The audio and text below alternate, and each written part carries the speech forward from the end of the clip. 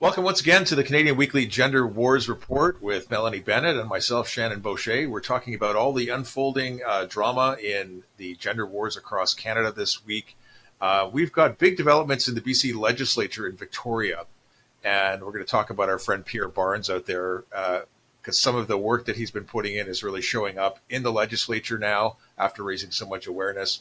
We're going to go a little bit north of Victoria on Vancouver Island to Nanaimo, Cowichan Valley, and Parksville, where we had some drama with Meghan Murphy and some panelists at canceled events. World Teachers Day was this week, and there was some comments from the president of the Ontario Secondary School Teachers Federation we're going to check in on. And then, that thing that isn't happening, that's not actually happening, is happening, and it's a good thing, according to an article in the Ottawa Citizen. We've got a lunch workshop in Durham region and some things that our friend Chanel Fall has she's just terrific, sharing, leaking information about what's happening in classrooms and workshops on Twitter. She's got informants all over Canada. We're going to touch in on some of the things that she's doing. We're going to talk about identity formation and queer theory. And we're going to start, I know it's a Canadian show, we want to focus on Canada, but we're going to start with a video from Gays Against Groomers in the United States, where you have to check it out. We're going to talk about it in a second. The most critical time to be there is grades 5 through 8 because you want to catch kids when they're starting puberty, because that's the time in which identity formation is central to their lives. However, early intervention is key. So we actually are designing a kindergarten through grade 2 curriculum this summer. And I will tell you, one of the most rewarding experiences, Nikki, we were in a local school system in an elementary school. And we were in grades 3, 4, and 5. And after we were there, 5 students went to the principal's office and came out. So we are really intentionally going into younger and younger grades. Melanie, what did you think of that? Yeah, that's not surprising given the things I've been reading recently. But I think it's important that people do hear this. The idea of reaching younger and younger people, it seems to be a theme that's coming up a lot in some of the queer theory papers that I've been reading. So I've been spending a little bit of time reading through some academic papers from the past from people who are important in education and queer liberation here in Canada. And for example, I have this paper here from 2015, which is called... Just give me a second. Is queer education in Ontario finally out of the closet? And right in here, it's saying that they need to introduce material on puberty. They felt that introducing material on puberty in grades 7 and 8 doesn't match what's happening with students, that they really need to start introducing it earlier and earlier because students were encountering it elsewhere. And by elsewhere, I assume they mean by the internet. This is, again, in 2015. And they're saying that they need to introduce it earlier and earlier because it'll prevent bullying. It would also prevent sexual misconduct in grades 5 and 6. And later on in the paper, it actually points out some of the successes, or they feel that are successes. So in Manitoba, it's saying as early as grade 3, Saskatchewan, as early as grade 3, that they're talking about diverse families, again in 2015. Or grade 6 curriculum in New Brunswick, in Manitoba, grade 7 curriculum. But now we're seeing that's not enough. So now we need to go even earlier. So that's not surprising to me. Yeah. What really got me about that video was that really clear, intentionally going into younger and younger grades. We want to catch kids when they're starting puberty. Most critical times are grades 5 to 8. Because that's the time when identity formation is central to their lives. We're talking about psychological interventions here. Identity formation is a complex process in human beings that operates in stages. And it unfolds over our lifetimes. And what I really think they're talking about here, so it was World Teachers Day this week. and Karen Littlewood, who's the president of the OSSTF, that's the Ontario Secondary Students Teachers Federation, pointed out the theme this year in a Twitter video is making sense of the world. And everyday teachers do that, helping students find their identities. Now, the identity I think they're focusing on here, yes, we can think about our context here as the gender wars, of course, and that may be referring to uncovering queer identities, but we're also talking about intersectional identities in a broader scope. So that's racial identity, gender identity, sexual identity, and not just that, but when schools are teaching kids about identities, they're helping them orient themselves and their sense of the world within the oppression hierarchy or the intersectional matrix, right? So intersectionality, for viewers who might not know, do you want to jump in and give us a view of that, Melanie? I've got it. Yeah, I mean, so intersectionality is really just the idea of all where different identities intersect, where they come together. So, you know, if you happen to be Black, but also a lesbian, then those are going to have two different sort of interacting oppression matrices. And then you have to dissect those and criticize those accordingly to kind of see where you fit and so on and so forth. And, you know, I don't know if that's well explained, but I'm also seeing a lot of that in some of the reading that I've been doing. Why teachers now feel that they have to be some kind of moral educator of children. Along these lines, right? Like help them discover. So why are they helping them discover their identities? And as early as 2010, one of the papers I'm reading, which is specifically aimed at queering early childhood studies, really points out in here that parents are often part of the heteronormative oppressor. And so it's really up to educators to help children discover these identities, because parents may not be aware. They might be naturally homophobic or all these reasons. And so they're really, even as early as 2010, really pushing for the idea that educators have to be sort of the primary educator on identity for these students to help combat the oppression, combat the isms that exist, you know?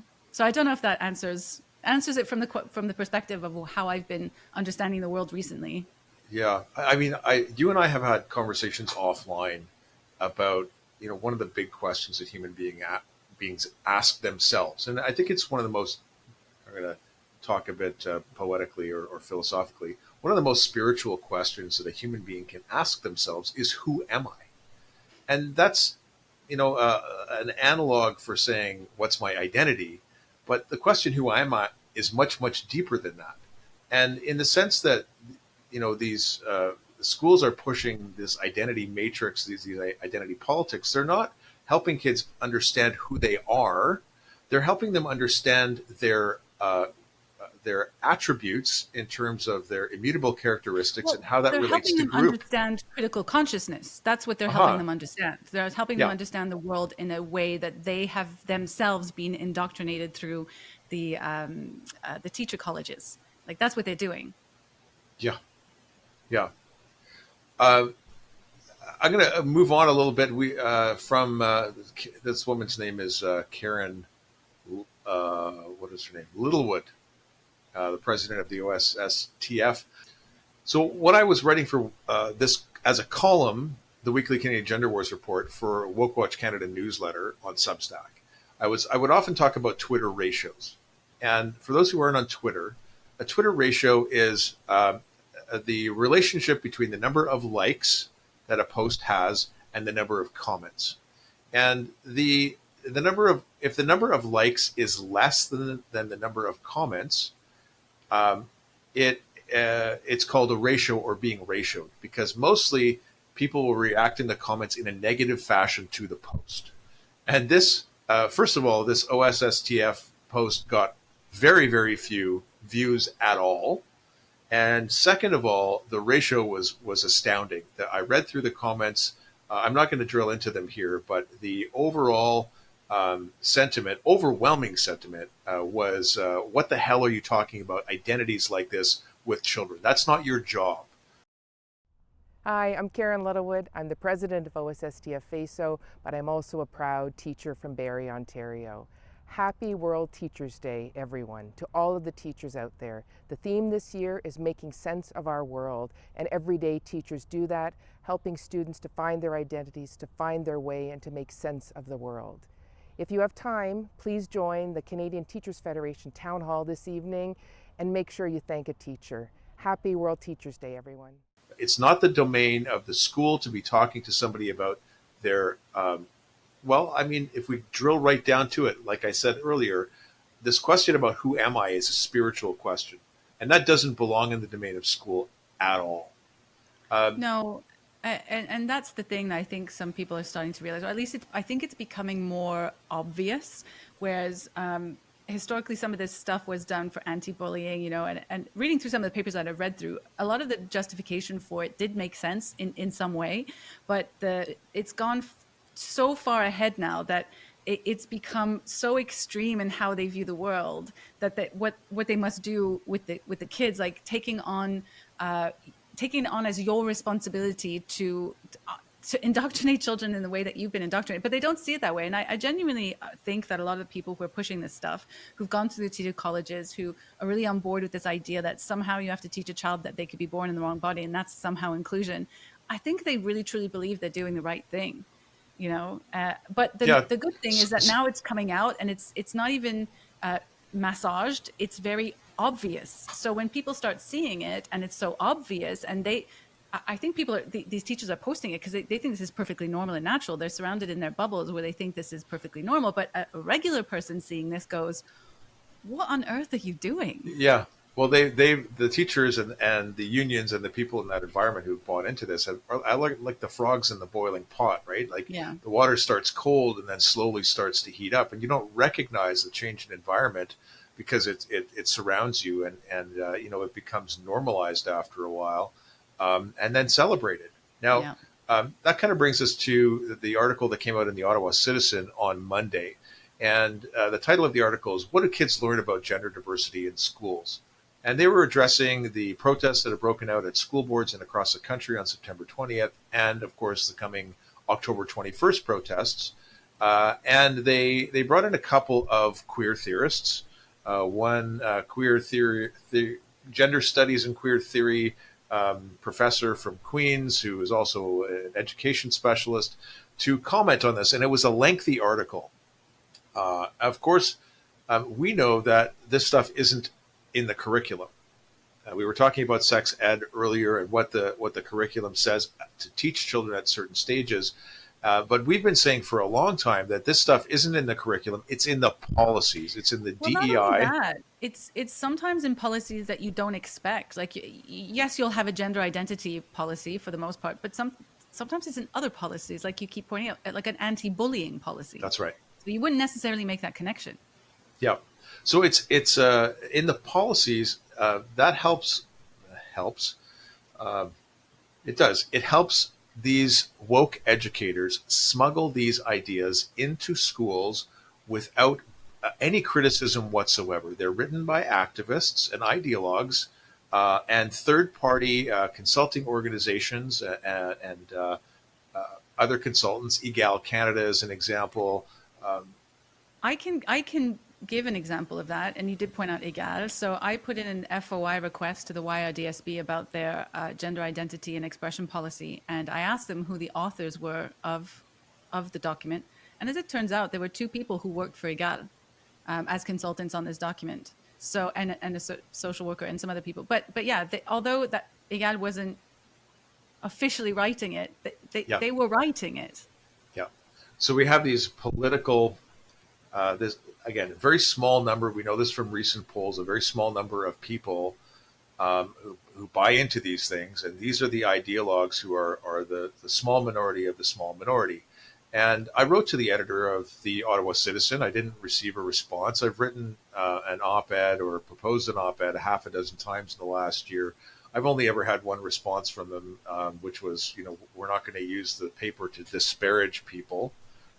Which is funny because I was writing about Neely Kaplan-Murth, our notorious school board trustee here, who uses the paper to bully people and defame people. In any case, these things are in the policies, and I wrote to them and said, of course they're in the policies, And this is why we have the problem, because every 8 or 10 years, we get a change of government. We have a major discussion about sex education curriculum. That's the approved content to be taught to children. And right now, it's just performative that we have any discussion at all about sex ed curriculum, because all of these tenets of queer theory and these bizarre ideas that children can be born in the wrong body and need to be affirmed are being pushed as soon as schools introduce pronouns. So who knows if for a while, I think in June, I was listening to a CBC article, and it was about some of the June protests and the absences from school.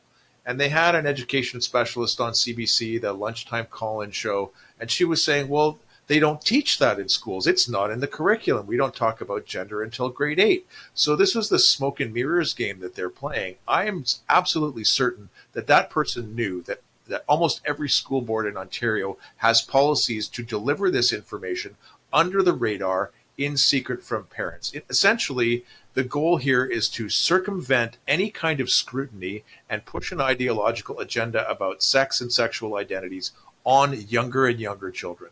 Yeah, and I can say, from my understanding of the queer theory, especially in relation to the experts here in Canada, is that they're very much on board with the idea of, what is it they called, scientific determinism, right? So this is where they think that science is a little bit bigoted because it believes that there's an answer to things, and that you can have you can know something scientifically. So they think that's bigoted. And what they truly believe is that there are different ways of knowing that are just as valid and could be lots of different things. And so because of that belief, they believe that the general public is into scientific determinism, and this is white supremacist and colonialist and all this stuff. And so of course you have to keep secrets. Of course you have to shoehorn it in, because you're never going to get them to accept what you're saying, because they're so bigoted. And so we have to do it in another way. And so in that sense, yeah, I do agree with that. I see a lot of that kind of mindset in these papers that I'm reading from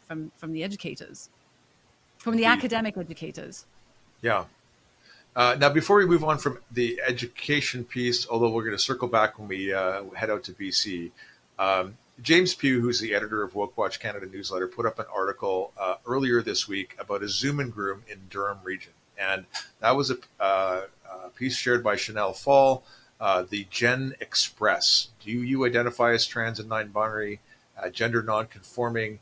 Gen Express provides Peel District School Board students grades 6 to 8 with safe space to explore their unique identities and lived experiences. This is facilitated by a psychologist who is marketing this to children, dealing with family issues, finding community, dealing with transphobia and discrimination, improving mental well-being. This is, I love James's take on it, Zoom and Groom. And I think it's part of the express lane that schools have set up to express children all the way through gender medicalization. In another workshop, a lunchtime activity in Durham region where kids were going through cutouts, family with quotes, family dynamics are often complicated. All bodies are good bodies. My body is a good body. And my body is the gender and sex that I say it is. And these are grade 7, 8, 9 kids doing these cutout workshops and coloring exercises about their identities. Yeah, well, that brings me on to something that I've been thinking about quite a bit, and that is, I don't know if many people know this, but this has been going on a long time. It's something in the queer theorist mind. There is this idea that there's a myth of childhood innocence. And what that means is that, in the past, there was no such thing as childhood innocence, and it is mostly a white Eurocentric idea where we must preserve the innocence of children, but really children are not innocent. They are sexual beings, and they're sexual from birth, and we are repressing that sexuality. But this mindset has kind of put itself into the classroom. Now, I found articles as early as the 2000s, talking about this in papers like The Guardian, this myth of childhood innocence. And I've found it from all kinds of academics, but specifically, I found it in this 2010 paper that I was talking about, the queering of education. I'll just read a little passage to kind of give you an idea. They don't say that specifically, but that's what they're talking about. So these are leading educators, academic educators.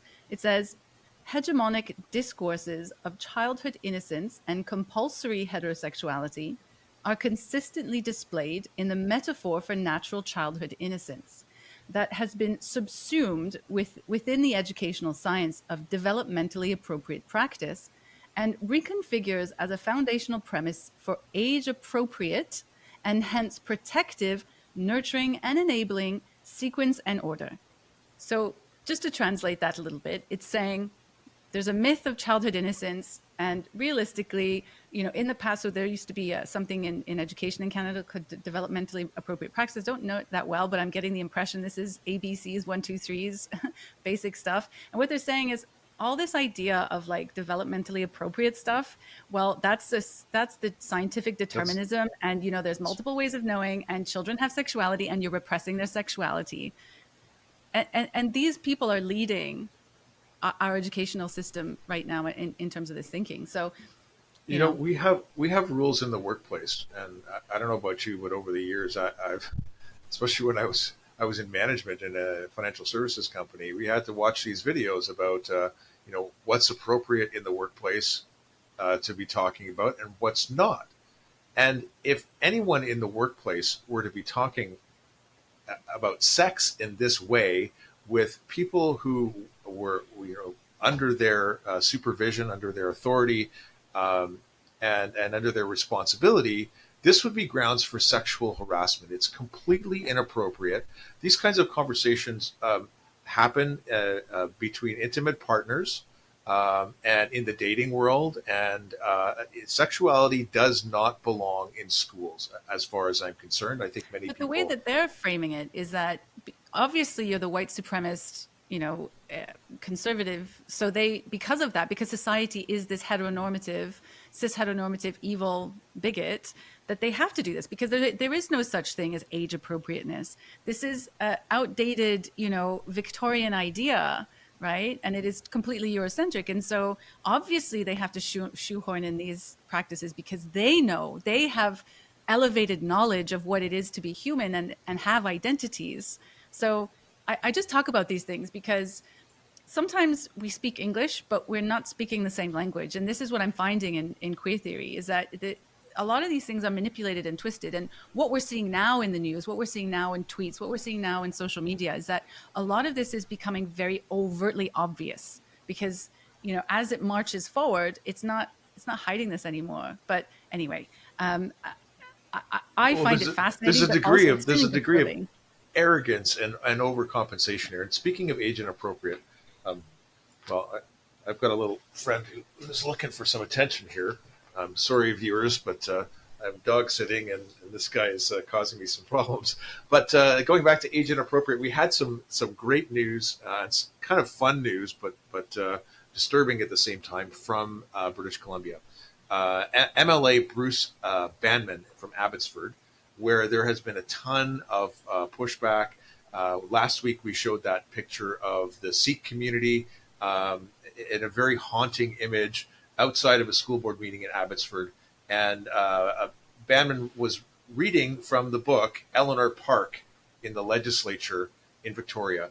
And there are three notable things to me about that.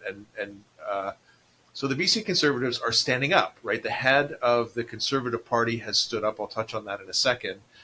Banman is scolded by the Speaker of the legislature. Please do not use that kind of language in the legislature, honorable MLA. So the NDP's response was also notable as the third thing. The Minister of Education responds with safe, inclusive, age-appropriate platitudes about this book. And this is a book, as MLA Banman pointed out, they were taught. I'm not even going to repeat the language, but he pointed out that this was accessible to kids as young as 11 years old in Abbotsford school libraries.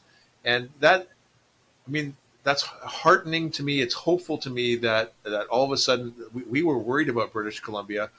I still am. I think we should be. But it's great to see that another province, at least, and this isn't a party in power, but a party hoping to be in power, has picked up this issue that parents are so concerned about.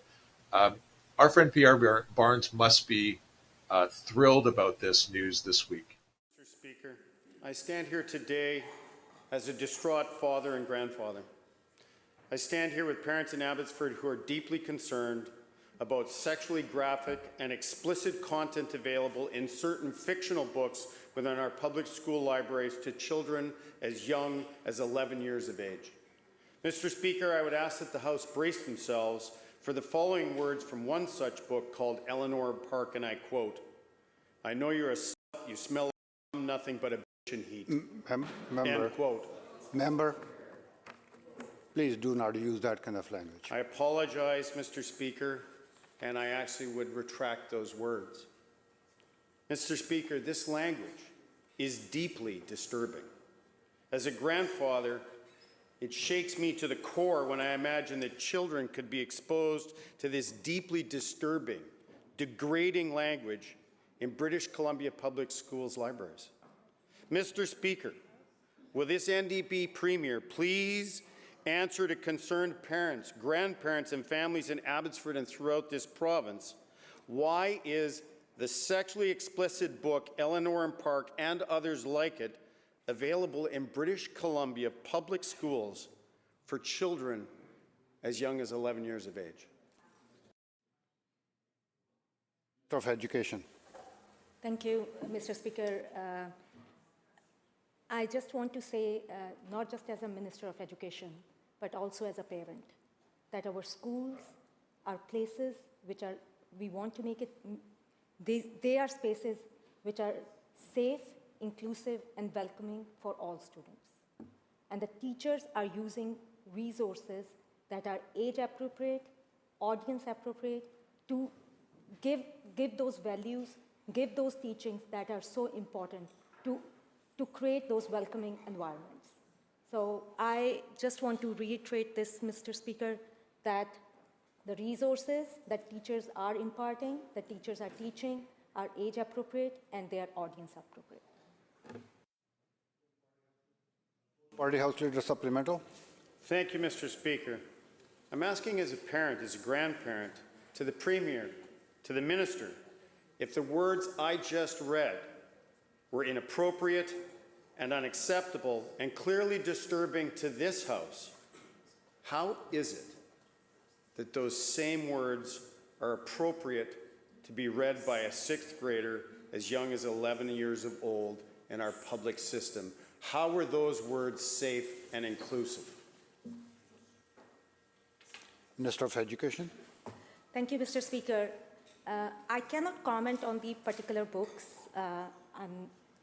that the member is mentioning, but I can talk as a parent whose children are going to the public school system, who have gone through the public school system, and I have never encountered anything inappropriate being taught to my children. And I take such pride in our public education system.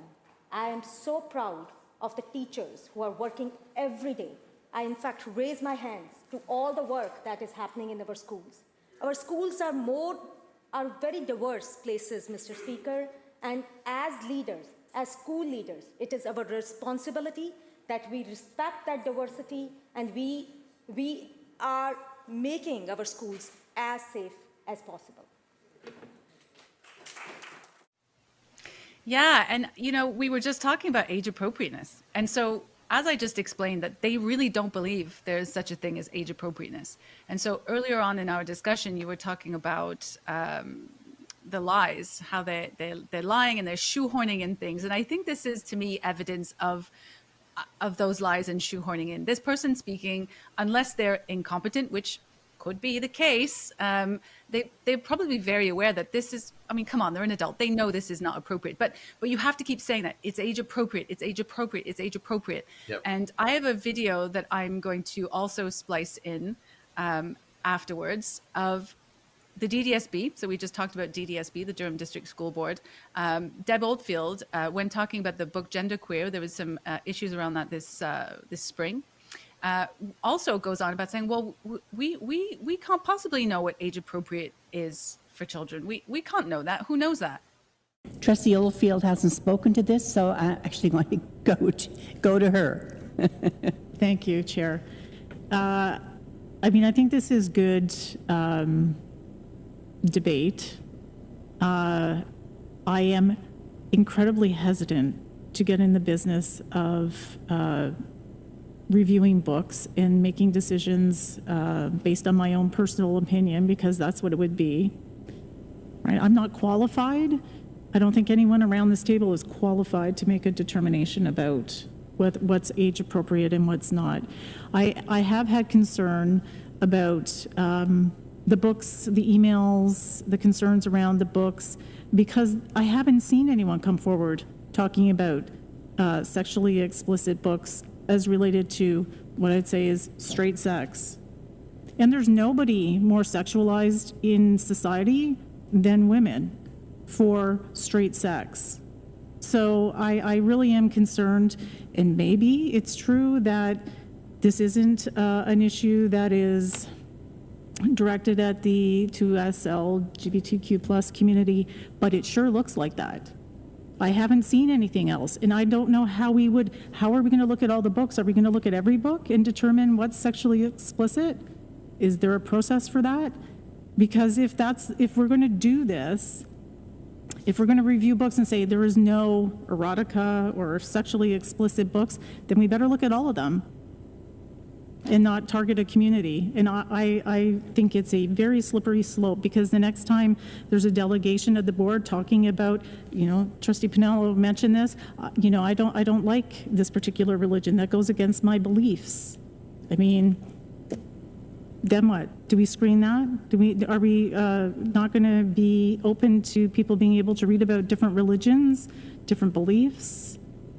It's a very slippery slope for me, and I personally don't feel that I am qualified to make a determination about these books. I think that the process that we have in place is a good process, that we are reviewing books, that there is a procedure, and I hate to be reactive to a few people, and honestly, getting 10 emails is a few people. When you look at the number of students that attend our schools and the number of families that are out there, it is a small number of very vocal people. That is not enough for me to sway my opinion. What about all the people that are sitting there quite happy and not saying anything? What about all the families that have gay, trans students, children? I really... it is a great debate. I know it's a difficult issue. I know we're all uncomfortable with talking about sex, and we heard from a student trustee talking about how grade 7 and 8s are having sex. Should they be? Probably not. Are they? They are. So that makes a lot of parents uncomfortable. Parents are uncomfortable with the fact their children are having sex. Parents are uncomfortable with the fact that their children may be gay. That is why it's important to have information out there, because there has to be a place for children to go when it's not necessarily something they can do at home. Should they be able to? Certainly they should, but that's not the reality in a lot of homes. Well, parents know that. Parents are trying to protect their kids and help them. But the legislature is telling you it's all appropriate. That's what I'm saying. Like, different people are kind of using this idea to try to make you look the other way. Like, I'm seeing this a lot. And using the language, and this really, the diversity, equity, and inclusion language. And, when we got to John Rustad, who's the head of the Conservative Party, he called out SOGI 123 a couple of days before in the legislature. And the Premier lit into him about picking on kids and making them feel less safe in school and in their communities, and putting kids at risk of suicide by criticizing the SOGI curriculum and pointing out that so many parents are concerned about what's happening. It gets salted with this DEI language, and when you see it in clear juxtaposition, right? That reading from that book, But they have to double down. this is what I'm realizing. They have to double down. They cannot admit that they were wrong. Look at what Justin Trudeau said recently. He said, I never called those parents bigots. I never said that. Technically, he never used those words. But we all know that's what he meant. It's obvious. But they have to double down because you cannot admit you were wrong. That's the narcissism speaking, right? Yeah. And so I do think, like you, it's positive. But I also think that we're going to face some hard times. We're going to face some difficult battles because these activists, these people who are, in my opinion, indoctrinating themselves, who have indoctrinated themselves, really truly believe that what they're doing is right, that they really have to fight this. They have government money, thrown in their direction to fight regular Canadians, right? And they really truly think they're on a mission sent from whoever, I don't know, the Gnostic gods of something. So they're going to double down, and they're not going to let go. And these people actually have quite a bit of power and influence. And so I think that we need to buckle up for a difficult ride. But certainly we're seeing more and more people wake up and stand up. We have another protest coming on October 21st. I just spoke to Bahira Abdul Salam yesterday in a podcast. And people are absolutely awakened to these issues. And I think as this happens, more and more people are going to be awakened to these issues. I mean, I think more and more regular Canadians are starting to realize that, branding parents saying we don't want sexualized books in schools, branding that as LGBT rising tide of hate it doesn't fly. But they can't admit that. They can't admit that. I'm really glad you mentioned that interview. I watched it this morning, Melanie. It was terrific for viewers. It's on the Our Duty Canada YouTube channel. It's about an hour, and I was fascinated to hear about the work that Bahira did and how different organizations came together in Toronto, but also across the country, and what we're looking forward to on October the 21st. And it seems to me that she's very optimistic about the numbers of people that will come out and across the country again, that we built some infrastructure, and that it's going to be a notable event. Now, I want to jump. I'm going to kind of drop this on you, not quite out of nowhere. Perhaps you saw it, but the editor of the New Westminster Times in British Columbia, his name is David Brett, did a terrific video. David Brett has published Amy Ham a few times about her struggles with the BC nurses and midwives. Amy Ham's hearing is coming up again in the not too distant future. I think it's early November. They've made that a public, so you can just click on the link, on the Zoom link, and view the proceedings without having to register or anything like that. I think there was overwhelming demand, and they don't have much choice but to make it transparent. David Brett was talking about his experience in downtown Vancouver, and maybe I'm going to write the description for the video here. I'll put that link in the chat. As the editor of a newspaper, he was talking about his perceptions as him and his crew went down to observe and to record the events that were happening about, parents. He's like, on one side, these people don't look like they look like they're average, everyday Canadians from all walks of life. It's clear that they don't have real funding and support. And on the other hand, we've got these unions, and David was very calm and measured in his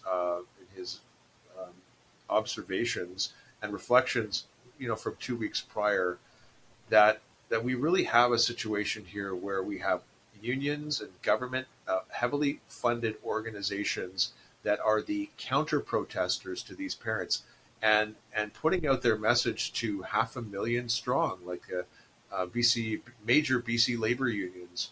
So a lot of interesting stuff going on the West Coast. I want to go north from Victoria now to Nanaimo. I just want to add something to that just before we move on. He raised he expressed it extremely well. And in that, he did raise the question, why is it that our government is so heavily funding organizations that have the explicit aim to destroy the foundations of the society that we live in, whilst promoting the idea that they are all about love and inclusion, and putting out messaging that's saying that these parents are hateful, there's this rising tide of hate. Like, why would a government try to chop off its own legs. He did raise that point in there. I just wanted to say, I thought, beautiful. Yeah, I don't think I've heard a better illustration or example of someone talking about, okay, so I'm a Jungian psychology geek. And I've read a ton of Carl Jung, and one of his most notable concepts is the ego and the shadow. And the ego is the face that we present to the world. It's part of the persona or the mask. It's how we express ourselves. And the shadow is the underlying darkness that we have. And there's a greater complexity to the shadow, sometimes called the anima or the animus. We get the word animosity from that. And it's a projection of our own hatred and fears and anger and negative emotion onto another person or another group. So this is it's a phenomenon in individual psychology. It's also a phenomenon in group psychology. And the ego of these activists and these people from EGAL and these people who write policies and people are smuggling these things, they think, as you said earlier, and they claim that they're really doing all resentment. Yeah, that they're really doing great work. They believe in what they're doing, but underneath it is all of this driven by resentment, destructive, tear things down, contempt. Nietzsche. Everything is terrible. We need to absolutely tear it down, and by doing that, we're doing the right thing. We're doing good. We're bringing about utopia. Yeah. It's a lot to swallow. So in Nanaimo this past weekend, and this was billed, 4 or 6 weeks ago, Meghan Murphy, who has been engaged in this issue about women's rights versus trans rights for a decade or more. She's got a podcast called, gosh, it slipped my mind. I'll put it in the link. She's a sought-after speaker. She is known. A lot of people got onto her when she was speaking at the Toronto Public Library, and there was a huge protest to that event a number of years ago. So Meghan Murphy was invited to Nanaimo, and there was an incident there in January where a registered child sex offender had moved from the interior of British Columbia after conviction. And Janae, who's a mom, was at the Nanaimo Aquatic Center, and this guy, posing as a woman, was in the girls' change room trying to peep on her daughter and other young girls. And the age of the girls in the change room at the time was between 7 and 9. And she escorted this guy out of the change room. So that got a lot of attention, put Janae on the map with a lot of the gender critical people in Canada. And Janae and Meghan Murphy and another panelist had set up to do a talk in Nanaimo, which went well. From what I understand, they even invited some of the protesters from outside in to speak to the panel, ask questions, express their concerns, and even extended an invitation or participated in a conversation about having a legitimate debate without emotions and hatred and all that. And the event was so successful, they decided they were going to host another one in the Cowichan Valley, which is not too far away from Nanaimo. And they booked a space a couple days later. I think it was supposed to be Saturday night. Tuesday night, maybe? Anyway, because of trans activists and the dogpiling, the event said, no, we're going to say no to hate. They canceled the venue. And so the organizers found another place in Parksville. So Cowichan's a little bit west of Nanaimo, southwest, and Parksville's a little bit north. If my geography, I remember, 20 minutes or so. And they hosted the event at a small community center. And then after the fact, the community center gets dogpiled online by a couple of notorious trans activists. So this community center now says it's going to revise its policies to make sure that everyone's, all the usual language and rhetoric to blow sunshine for the radical activists while condemning people talking about their legitimate concerns. Don't you love that? It's like we condemn hate because we're inclusive of everyone, accept you because you're hateful, and we've determined you're hateful because we disagree with what you're saying. Yeah. Again, some Herbert Marcuse action going on here. Yeah. Well, there's some bravery in Parksville. And again, this is only a week or 10 days after the event in Nanaimo with the Aquatic Center peeper, who incidentally police have refused to press charges against. And he's done this repeatedly. Anyhow, there was a man who identifies himself as Bridget, who was, he says he was devastated in January, February month, not being allowed to use the women's only gym facility. So at the time, the gym owner said, no, I have another gym. It's a men's and women's gym. You're welcome there.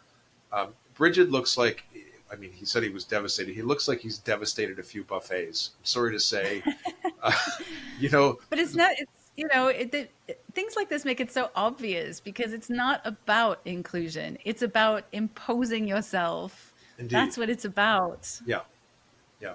I feel like, we're so hemmed in by political correctness. I would ordinarily not poke fun at someone's portly stature. But when censorship takes over and political correctness takes over, it makes it easy. And this actually creates a long-term problem, I think, because it hides, if you call everybody a white supremacist, then actual white supremacists are given a tremendous amount of cover. And I don't think we need to explain that because, so I didn't know this up until about a few months ago when I went on a the history of communism deep dive, as I do. But the concept of political correctness is Bolshevik. So the Bolsheviks came up with this idea that they had to manipulate language and change its meaning and sort of get people to be more, we understand what political correctness is, but they had to kind of take over the language, to take over the culture, to take over society, right? To down with the bourgeoisie. But it's a Bolshevik term. It's a Russian term. And so that kind of revived itself in the late 80s, early 90s. And we had I remember actually people having discussions about this. And even then at the time, they're like, political correctness gone mad. And that sort of came in full force again in the late 2010s. And we have it now. But I think it's a really important discussion to be had in terms of society at large, too, about speech and about being able to speak. And right now, accepting that we have to be so-called politically correct, which is entirely a Marxist invention, right? It's entirely designed to control the language, to deconstruct society, which is what the woke do. That's what it was invented for. And when you allow that to take over, and when you allow people to control your speech, right, and to make you think, because there's a difference between being polite and caring about people and political correctness. Mm-hmm. It's the determination of what you can and cannot say. And that's always changing. Those goalposts are always changing. So you're never going to be politically correct because it's always going to change. So I don't think we need to apologize for that. I think we need to get to I've even noticed the term retard is coming back. And I think it's for the same reasons. Not because we're making fun of people who happen to have, developmental difficulties. It's to I believe that people are doing this to annoy the woke and those who are really in the mindset that you have to be politically correct. So maybe I will take it upon myself to call the odd person a retard myself.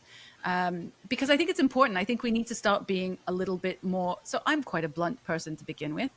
And I'm learning I felt bad about that for a long time because of this culture of political correctness and so on and so forth. And many people in my life have told me that maybe, especially as a woman, I think that's a thing, that maybe I should be softer. Maybe I should soften. I'm glad you're not. I'm glad you're not. I've been embracing it a lot more, and I've realized that it's actually a skill, and people who know me well realize that I'm not being offensive. But those are the people who actually bother to get to know you, and so I don't think we need to apologize for that. I think it's important to be able to speak truthfully, right? Because there's like I keep saying, there's a difference between just being a bit of a jerk and being blunt and being direct. Indeed. I don't think we need to make apologies for that at all. I'm gonna jump in just before we wrap up here, because I think we've had a terrific discussion today. I've really enjoyed this. And I want to share a little bit of one of my own deep dives, and that was into a field called general semantics. And the Bible of general semantics, I have it somewhere. It's like a giant doorstop. It's like the old phone book. It is called. It's by Alfred Korzybski. Anyway, I forgot the title. It came out in the late 1920s, and you may not know Alfred Korzybski, but you've heard the term "the map is not the territory."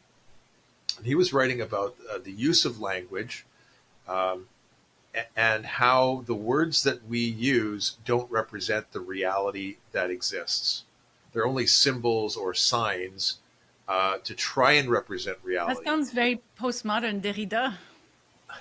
Right? But the field of general semantics evolved in a couple of stages, and then we saw a number of other authors and writers come out. One was a Japanese Canadian in the late 1930s, early 1940s. He was a journalism professor, and he wrote a book called Language in Thought and Action. His name was S.I. Hayakawa, and he wrote about how media uses words to either make people angry or make people feel good. He said they'll use snarl words for some situations and purr words for other situations. There was another major writer there about the same time. S.I. Hayakawa came out with that book in the mid-40s, I think. Almost the same time as George Orwell came out with 1984. And Orwell was picking up on these language games that the communists were using, and Orwell was on the left himself.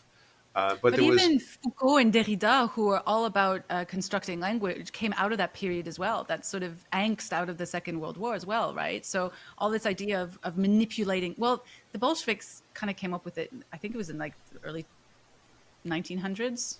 Yeah. Are we talking about different periods? I think the difference is that Korzybski and Hayakawa and Orwell were warning people. They were giving people tools to be able to, in a sense, deconstruct the language manipulation that was being created and foisted upon people.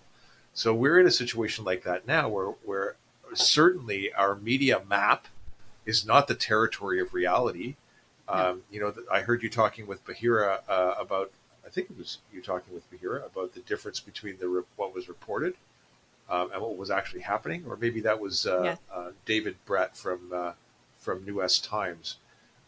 I did mention it, in the discussion. Very, very different map being provided versus the reality on the ground and what people are talking about. Any last thoughts or comments, Melanie, as we wrap up the show for this week? Well, I just wanted to, since we were talking about Bahira, one of the things I appreciated the most in our discussion is at the very end. So Bahira and I could not be more different. We've had a couple discussions. I think she is a very principled individual, and in that sense, we're very similar. But the one thing she brought up at the very end was that a mother's love is the strongest kind of love that you can have. And we don't talk about that kind of bond and love with our children very much in this, or at least I don't. And I just thought it was so beautiful that she really pointed that out at the end, that was the ultimate driver for why we're doing what we're doing. And I think sometimes that a lot of allies and activists, queer activists, trans activists, a lot of them don't have children, because for them, the idea of sex is completely independent of reproduction, and actually having children is kind of like old school and not queer. And so a lot of them don't have children. So I think a lot of them don't quite understand the lengths that a parent would go to because of the bond they have with their children. And I know fathers also have a loving bond with their children, but there's something very, very particular about a mother's bond with her child. Even the child itself doesn't quite understand how deep that goes. And so, I think that gave me a lot of hope that, yes, there's a lot of very focused and very determined activists who are pushed by their own ideology, that's for sure. And we know that ideological fervor is a very strong fervor, but nothing compares to the love that parents have for their children. So I wanted to end on that, for people to reflect. I've had on similar conversations with their that. children. I've had similar conversations with dads. Pierre Barnes and I did a presentation in June where he talked a lot about that, and it really resonated with me and found home with me, because that's why I do what I do. I believe and I feel. Okay, so when I found out that I was going to be a dad, I was finishing my honors thesis at UBC, which was going through a PC kind of revolution and all kinds of news articles about how politically correct UBC had become. And everything that I had studied was all about, having changing the pronouns. It's not just a him, it's a her, like in your language. I forget all the games. And I had bought into a feminist ideology. And the moment I found out that I was going to be a dad, I went to, gotta provide. I got to take care of this child. And it was just a drive in me. I can't explain where it came from. It was instantaneous. And I was a semi-professional rock climber at the time. And the mother of my son, I was only a little while after finding out I was going to be a dad. I was spring climbing with a friend in Squamish. And I got up, 75 or 90 feet on a first pitch of a long rock climb that was supposed to be a half a day or 3/4 day climb. And I looked down at my climbing partner and I said, Ian, I'm coming down. He said, what's going on? I said, I'm done. He's like, what do you mean you're done? You're done this climb? I'm like, no, man, I'm done climbing. I can't do this. And what I found also was that my son's mom, when I went to, I got to get a job, I got to provide, I got to, take care of this child, she went to, I got to build a nest. So I went outside. I got to go confront the world, and I got to make money, and I got to engage with the world to bring home and provide. And she went to, I got to build a nest. And so, instantly, not only did point out that is normal and that is natural. And most people in the universe, or most humans on the planet, are heterosexual. And that's not shameful. There's nothing shameful with being heterosexual, but that also doesn't mean that being homosexual is shameful. It just means that the vast majority of people will have this experience, and that's okay. And it is natural, and it is normal. I actually think more people should do it. If more people were parents and took the responsibility of raising children, I think we would be in less trouble than we're in today. I think I agree. Yeah, I matured quite a lot when I had my child. It changes you. It changes you in ways that people who don't have children cannot possibly understand. And don't get me wrong, I was also 20-something thinking I knew everything. And of course, people who say that, they're just crazy. Yeah. But everyone who has had a child will tell you that it really, really does change you. And I think in some respects, I think we need that as humans. As a biologist, that makes sense that we are, okay, so with Richard Dawkins, the selfish gene, the whole idea is that all of life exists to reproduce itself. And so whether it's an amoeba who puts out a little pseudoped into another amoeba to transfer their DNA, or whether it's a human having sex with another human to produce a child, the whole point of that is to pass on your genes. And so all of life is driven in some ways through evolution to do that. And so it makes perfect sense that we have these drives, that when there's a life presented, or the opportunity of a life or some kind of life, that all of our biological systems are going to move us towards doing things that protect that life and pass on those genes. And this idea that this scientific determinism is crazy and we don't know what we're talking about, all these millions of years of evolution are mad, and that is just one way of knowing, and really the queer way of knowing is somehow superior, is ridiculous, right? We're designed to do that. That's what humans do. We reproduce, we have children. We just happen to have all these other beautiful experiences on top of that. We happen to be conscious enough to be able to have crazy ideas like queer theory. Well, but we mustn't forget that it is being human. The queer theorists have sure lit up the parents across the country, both moms and dads. And I'm looking forward to the 21st. We're going to see you all again in a week for the weekly Canadian Gender Wars Report. My co-host Melanie Bennet and I will break down all the news of, I've already compiled a list of bookmarks that I couldn't fit into today's show. So I hope you have a terrific Thanksgiving weekend. Have a wonderful long weekend, and we'll see you again in 7 days. Yeah. Have a great Thanksgiving.